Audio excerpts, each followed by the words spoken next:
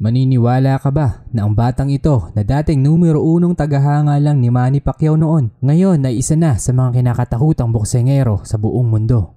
Work out the same gym where Manny Pacquiao's working out. It's crazy. Like 2 months ago, I wouldn't even think I'd be here training with Manny, like in the same gym as Manny Pacquiao. Undefeated at pinakabatang boksingero na nagawang maging kampiyon sa super middleweight division. Siya si David Benavidez alias The Mexican Monster. Sa tagal ng panahon, ang batang Benavidez ay naging tahimik na tagahanga ni Manny Pacquiao. Pero bago siya maging tagahanga ay nagsimula muna ito sa isang galit dahil sa mga panahong yon ay isa-isang binabaklas ni Manny Pacquiao ang mga Meksikanong iniidolo niya. Honestly, when I was younger, I wasn't a fan of Pacquiao because he beat all the fighters I love. The Mexicutioner, yeah.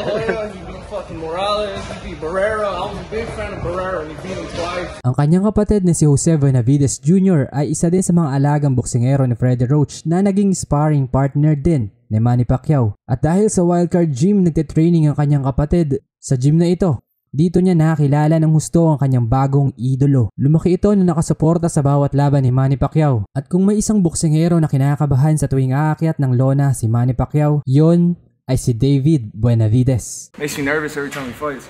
Simula pagkabata ay laging sinasabi ng tatay nito na pareho sila ng tapang ni Manny Pacquiao dahil pareho sila ng kaarawan. Lubos na nagpapasalamat ang magkapatid na Benavidez, lalo na ang tatay nila na si Jose Benavidez Sr. dahil sa mga oportunidad na binigay ni Manny Pacquiao noong nagsisimula pa lamang sila. Well, I'm with Manny Pacquiao, man. I'm with Manny Pacquiao, because I got to work with him for 4 years in the same gym, and I have nothing but respect.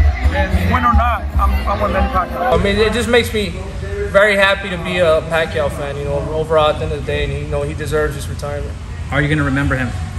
Definitely. Shit, I'm gonna make my son remember him too, even though it wasn't his era. Ayon sa kanya, nagpapasalamat siya dahil nasaksihan niya ang isang Manny Pacquiao na hindi niya inaakala na magiging inspirasyon niya hindi lamang sa boxing, kundi sa totoong buhay. Pacquiao, I love you, man. Thank you for all the great experiences, all the great fights you gave all his fans.